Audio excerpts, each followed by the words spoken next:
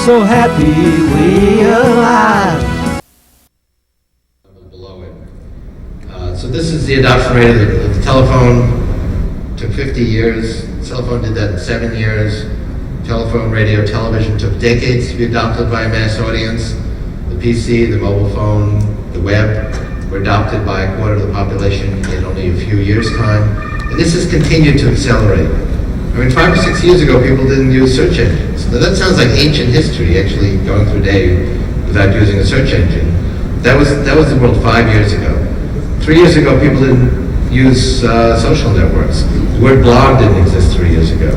3 years ago, everyone was saying, well, you can't make money in internet advertising. Now you've got one company that's worth $100 billion that does nothing but internet advertising that you probably use to search the web. And actually, as I think of it, Google is a good example of another feature of this acceleration of information technology, which is it's very democratizing. It used to be, in order to do creative work, whether it was making a movie or a recorded album or developing a major piece of computer technology, you had to be a large corporation or a government agency. But now a kid in her dorm room with her PC can create a high-quality, full-length motion picture, and that's been done. I mean, Penguins, for example, was just done with very inexpensive equipment by people who have the passion to do it. You can make a recorded album with your PC. A couple of kids at Stanford with their PCs create a little piece of software, which is now that $100 billion value software that you use to search the web, and so on. It's a very democratizing technology. And I have a whole theory which I articulate in the book, which I don't want to spend too much time on, as to why an evolutionary process accelerates. An evolutionary process creates a capability, and then it uses that capability to evolve the next stage. And that's why the next stage goes more quickly, and the fruits of that stage grow exponentially in power. So but this is a double logarithmic graph. On the x-axis, it's how long ago this event took place in powers of 10.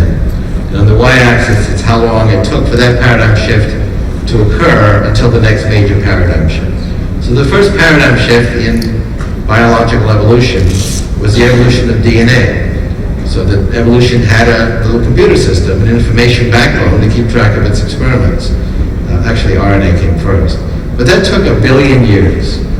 But then evolution used DNA ever since. So the next stage, the Cambrian explosion, when all the body plans and the animals evolved, that went 100 times faster. It took only 10 million years. And then evolution concentrated on higher cognitive functions, and that only took a few million years. And then evolution developed the first technology creating species, our species, that only took a few 100,000 years. There's actually only 3 simple genetic changes that distinguish us from our primate ancestors, and those only comprise a few tens of thousands of bytes of information. That's very little information, but turned out to be very significant. 3 simple genetic changes. We have a larger skull at the expense of a weaker jaw, so don't get into a biting contest with another primate.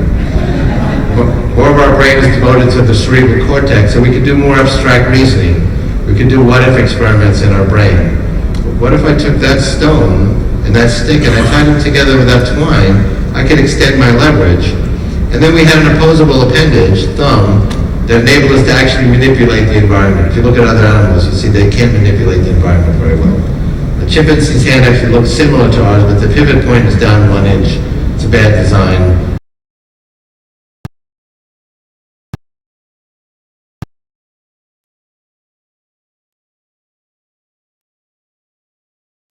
In a whole other evolutionary process of technology evolution. And the first stages of that were a little bit faster. It took only tens of thousands of years to evolve stone tools, fire, the wheel.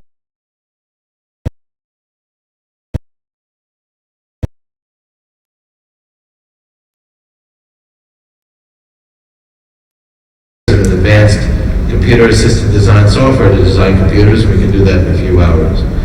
And you'll see that this forms a straight line showing continual acceleration of biological evolution, and emerging smoothly out of biological evolution is the whole evolution of technology.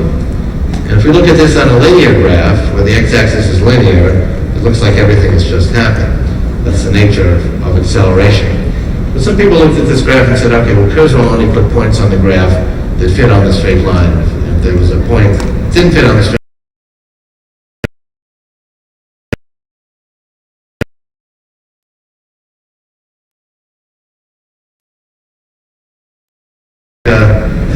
put what they thought were the key events in biological and technological evolution.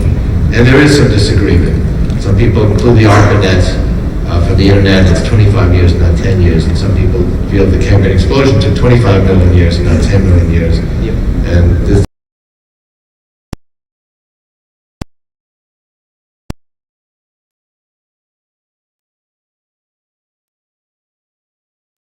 to develop. Nobody thinks the Cambrian explosion happened in 10 years. Not much happened in a million years, a billion years ago. There's been a clear acceleration in this evolutionary process. And as I mentioned, currently information technologies, not just electronics, but across the board, genetic, brain data, no matter what you measure, is doubling approximately every year. Depending on what you measure, it might be 11 months, 13 months, but about every year it's doubling in price performance. You get the same capability for half the money a year later, doubling in capacity and bandwidth, and that's a factor of 1,000 in 10 years. And to be precise, it's about 1 billion in 25 years, which is pretty extraordinary growth. When I was at MIT, a computer that took half the size of this room, cost $11 million, was shared by all of us, thousands of students and faculty. It's about 1,000 times less powerful than the computer in your cell phone today. But Moore's law is really just one example of many. Even within computation, and the whole field of computation is just one example of this exponential growth of information technology. Here I put 49 famous computers on a logarithmic graph going back over 100 years. So on the lower left-hand corner is the data processing equipment used to automate the 1890 census in the United States. So it was the first census that was automated. Used these old punch card machines, which was subsequently shipped to the Florida Election Commission. 1940s, it's interesting that joke's full of words. It's hard to live down a bad reputation. 1940s, they were building computers out of relays. The first one was Alan Turing's machine, which cracked the Nazi Enigma code, made out of old telephone relays. That was the first computer. And a lot of interesting wartime literature as to how that was used and not used. Roosevelt and Churchill got a complete transcription of all the Nazi messages, but they couldn't just use them with abandon because then the Nazis would realize that the code had been cracked.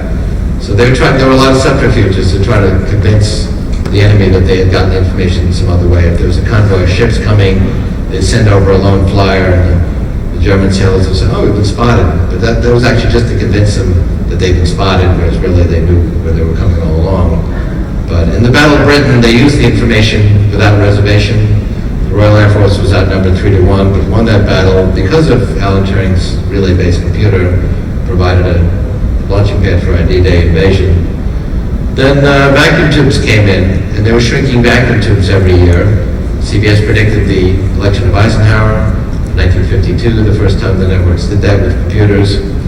And people say, well, you can't just extrapolate exponential trends forever. Here's what takes these exponentials and just projects them far into the future. We all know that exponential trends end. Rabbits in Australia, they grow exponentially, but then they hit a wall when they eat up all the foliage.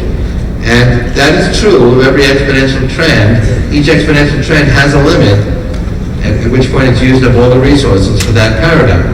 But what we find in information technology is that when one paradigm comes to an end, it creates research pressure to create the next paradigm.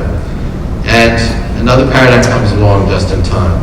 So they were shrinking vacuum tubes every year. They got to a point where they couldn't shrink the vacuum tubes anymore and keep the vacuum, and that was the end of the shrinking of vacuum tubes. That was not the end of the exponential growth of computing. We then went to the fourth paradigm, transistors, which are not small tubes. It's a whole different approach.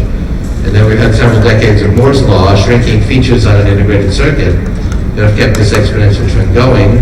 There have been predictions for many years that Moore's law will come to an end. The first predictions were 2002. Intel now says 2022. By 2020, the key features will be 4 nanometers in width, which is 20 carbon atoms. And we will get to a point around then that we won't be able to shrink them anymore. And that will be the